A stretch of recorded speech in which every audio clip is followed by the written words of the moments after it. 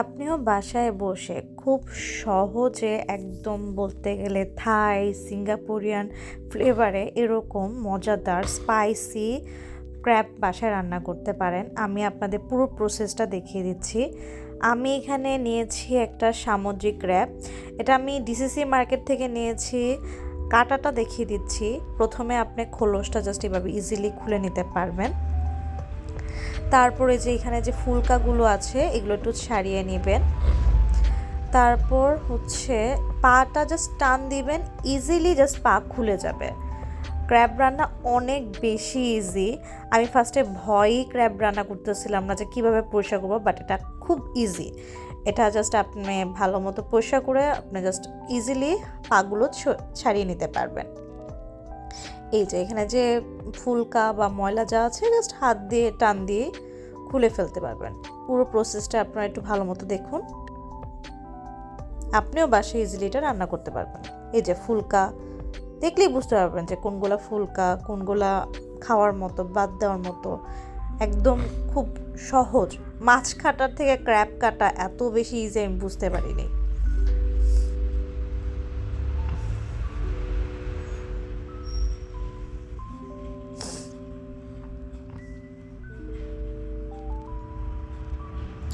তারপর ছুরি দিয়ে ঠিক মাঝখানে 2 ভাগ করে নেবেন। এই যে এরকম। ক্র্যাবের এই যে বক্ষর সাইডটা, বুকের সাইডের যে মাংসটা, এটা হচ্ছে সবচেয়ে বেশি মজাদার। ক্র্যাবটাকে প্রথমে কিন্তু ভালো মতো একটি ব্রাশ দিয়ে ক্র্যাবের আশেপাশে যতগুলো মানে যেই জায়গাগুলোতে পা আছে, পায়ের যে ভাঁজগুলো আছে স্পেশালি ওই জায়গাগুলো ভালো মতো পরিষ্কার করে নেবে। এটা সামুদ্রিক ক্র্যাব, সো বেশি একটা ময়লা এটাতে নেই, কিন্তু তারপরও সেফটির জন্য যতটা পারি পরিষ্কার করতেছি। আরও কিছু আছে মাড ক্র্যাব বা বাংলাদেশি মিঠা পানিতে যে ক্র্যাবগুলো বারো আছে, এগুলোতে একটু ময়লা বেশি থাকে, বাট এগুলোতে ময়লা খুব কম পরিমাণে থাকে। তারপরও আমি ঠিক প্রপার ওয়েতে আপনাদের ক্লিনিংটা দেখিয়ে দিচ্ছি। অন্য ক্র্যাবগুলো হলেও আপনারা যেভাবে ক্লিন করবেন। এই যে পানির নিচে নিয়েও একটু ব্রাশ দিয়ে যতটা পারেন ক্লিন করেন। আমি এটা অনেক সময় নিয়ে আস্তে আস্তে সুন্দর করে ক্লিন করছিলাম, যদিও এতটা ক্লিনের প্রয়োজন ছিল না, তবুও যেন আপনারা অন্য যে কোনো ক্র্যাবের সময় সেম প্রসেস ব্যবহার করতে পারেন। ক্র্যাব আসলে অনেকে একটু নাক ছিটকায়, কিন্তু ক্র্যাব কিন্তু একদমই চিংড়ির মতো। চিংড়ি আর কাঁকড়া সেম। অনেকে এটাকে অপছন্দ করে, কিন্তু খেতে খুবই মজা। এই যে পাগুলো এভাবে ভেঙে দিবেন আপনি, তাহলে আপনি সহজে ভিতরে মাংসটা বের হয়ে আসবে বা নির্যাস বের হয়ে আসবে।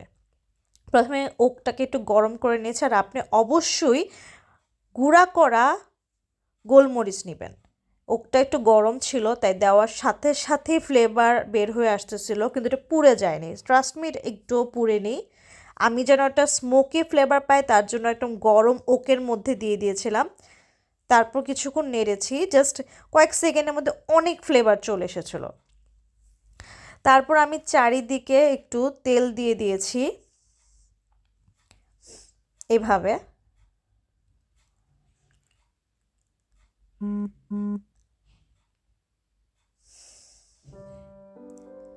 একটু সময় নিয়ে আস্তে আস্তে তেলগুলো দিয়েছি আমি। তারপর আরেকটু নেড়ে এখানে কিছুটা সময় দিয়েছি যেন ফ্লেভারটা আরেকটু বেশি আসে। এই ফ্লেভারটাই বেশি আমরা এনজয় করবো ক্র্যাবে। ও পেঁয়াজ কুচি দিয়েছি। পেঁয়াজ মিহি কুচি লাগবে না, একটু মোটা মোটা এরকম মোটা মোটা কুচি হলেই হবে, আমাদের মিহি কুচির দরকার নেই।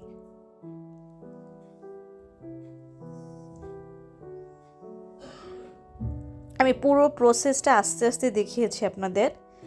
তারপর আমি দিয়ে দিব একদম কুচি করা রসুন। খুব বেশি কুচি না, জাস্ট আপনি হাতে যতটুকু কুচি করা যায়, কারণ আমরা পানি দিয়ে সিদ্ধ করব, তো তার জন্য সব গলে যাবে। আর একটু তেল মনে হচ্ছে কম হয়েছে, তাই আমি দিয়ে দিয়েছি। আর অন্য অন্য দেশে ইউজ করে কারি লিভস বা বেসেল, আমাদের সেগুলো অ্যাভেলেবেল না, সো আমি ট্রাই করলাম যে ধনিয়া পাতা দিয়ে হয় কিনা। আমি খেয়ে দেখেছি ধনিয়া পাতাতে খুব ভালো হয়, তাই আমি ধনিয়া পাতা দিয়ে করেছি, যেটা আমাদের জন্য খুব সহজ সেটাই করেছি আমি। আমি আসলে কম কম করে করে তেল দিয়ে নিচ্ছিলাম, যখন মনে হচ্ছিল প্রয়োজন হচ্ছে তখন দিয়েছি।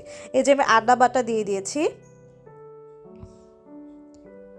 আপনারা যদি ধৈর্য নিয়ে দেখুন প্রথম থেকে শেষ পর্যন্ত খুব ভালোভাবে দেখতে পারবেন, বুঝতে পারবেন। এই যে আমি ক্র্যাবগুলো ধুয়ে পরিষ্কার করে তারপর যে ভালো মতো ফার্স্টে ভেজে নিচ্ছি, তাহলে ক্র্যাব থেকে ফ্লেভার আরও বেশি আসবে। আপনি যদি কোনো ভাজা জিনিস মানে কোনো কিছুই তরকারি রান্না করেন বা যেটা করেন ওদের প্রথমে দিয়ে সাথে পানি দিয়ে দেন, ফ্লেভারটা ভালো আসবে না। আপনি কোনো কষা বলেন বা ভুনা বলেন, ফার্স্টে আপনি ভেজে নেবেন, ভেজে নিলে ফ্লেভারগুলো খুব ভালো আসবে।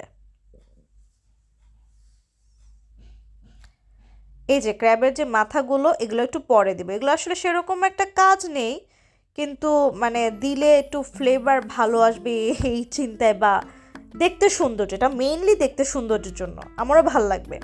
আস্তে আস্তে কিন্তু দেখেন ব্রাউন হয়ে আসতেছে। আমি এখানে 2 কাপ পানি দিয়ে দিয়েছি, আর একটু কম পানি দিতে পারেন, একটু বেশি পানি দেন যদি যেরকম আপনি চান। আমি একটু ঝোল ঝোল চেয়েছিলাম, কারণ ক্র্যাবের ঝোলটা হচ্ছে বেস্ট, খুবই ভালো হয়।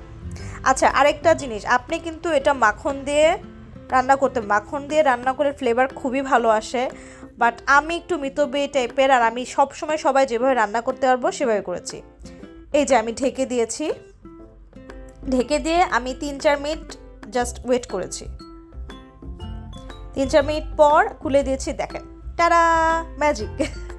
কত সুন্দর লাগতেছে, কালারটা এত সুন্দর চেঞ্জ হয়, মানে এটা আমি জানি না কি কেন এত সুন্দর কালার চেঞ্জ হয় ওদের, বাট দেখে আমার খুবই আই সুথিং লাগতেছে। এই আই সুথিং ব্যাপারটার জন্য হলো আমি ক্র্যাবের যে উপরে খোলসটা দিই, এটা আসলে সেভাবে একটা কাজে লাগে না, বাট খোলসটা এত সুন্দর একটা কালার দেয় দেখি, মানে একটা বলে না আপনার ভেতর থেকে একটা হরমোন রিলিজ করা, খাওয়ার জন্য একটা উৎসুক ভাব তৈরি করে, সেটা তৈরি করে। এখনও প্রিপেয়ার হয়নি, অনেক ধাপ বাকি আছে। ও, আমি যেটা মিস্টেক করেছি, আমি লবণ দিতে ভুলে গেছিলাম, লবণটা আপনি ফার্স্টে দিয়ে দিন। আর হ্যাঁ, oyster সসটা এখানে মাস্ট। oyster সসে এখানে গ্লেসি ভাবটা আসবে এবং খেতে স্বাদটা খুব ভালো আসবে। তারপর সয়া সস দিতে হয়, সব ধরনের থাই, চাইনিজ এইসব খাবার দাবারে, সিঙ্গাপুরিয়ান ফুড এইসবে সয়া সসটা মাস্ট। টমেটো সস দিয়েছি, অল্প দিতে পারেন, কিন্তু আমি আসলে টমেটো সস একটু বেশি পছন্দ করি, তাই আমি একটু বেশি দিয়ে দিয়েছি।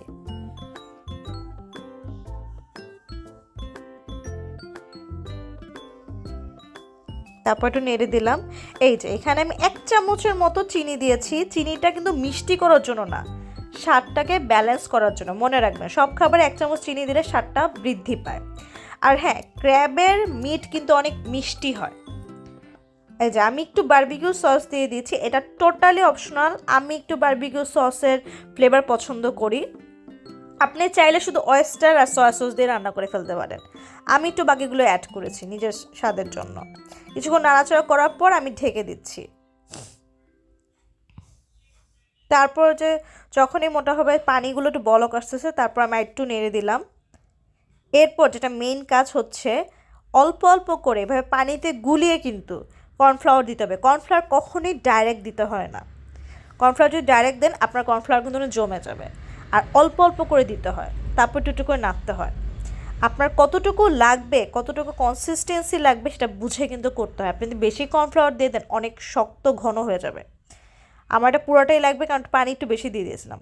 আর আমি খুব মিতব্যয়ী টাইপের, কিপটাও বলতে পারেন, আমি যা আছে সবটুকু ইউজ করব, নষ্ট করব না, বাদ যাবে না একটি ফুটাও।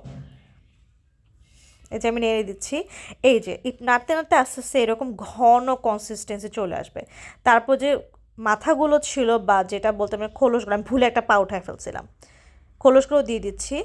তারপর এগুলোর উপর সুন্দর করে ঝোলটা দিয়ে দিলাম। এগুলাই তো মানে আই জাস্ট কান্ট ওয়েট যে কখন আমি এটা ট্রাই করবো কীরকম হলো। বাট এটা খুবই সুন্দর একটা স্মেল আসতেছে, আমি বারবার বলবো এত সুন্দর একটা স্মেল যে আই কান্ট স্ট্যান্ড, আমি এটা টেস্ট করতে চাই। আপনি কিন্তু এটা চিংড়ি দিয়েও রান্না করতে পারেন, জাস্ট দেখে রাখেন রান্নার প্রসেসটা। এই যে সর্বশেষ হচ্ছে আমি টস করতেছি আমার যে গুঁড়া করা গোলমরিচের গুঁড়াটা আছে, আপনি কিন্তু অবশ্যই নিজের হাতে ব্লেন্ড করে গুঁড়া করা গোলমরিচের গুঁড়া দিবেন। কারণ হচ্ছে আপনার বাজার থেকে যে ডাইরেক্ট গোলমরিচের গুঁড়া কিনবে ওটাতে কিন্তু এই ফ্লেভারটা আসবে না। আপনার একদম মিহি গুঁড়াও লাগবে না, হালকা হালকা গুঁড়াতেও চলবে। টাটা! এই তো খুব সহজে ইজি ওয়েতে আমার খাওয়া বেস্ট ক্র্যাব রেসিপি হচ্ছে এটা। নিজে বানিয়েছি বলে না, আমি এটা অন্য জায়গা থেকে দেখেছি, বাট এটা হচ্ছে best crab recipe, you must try.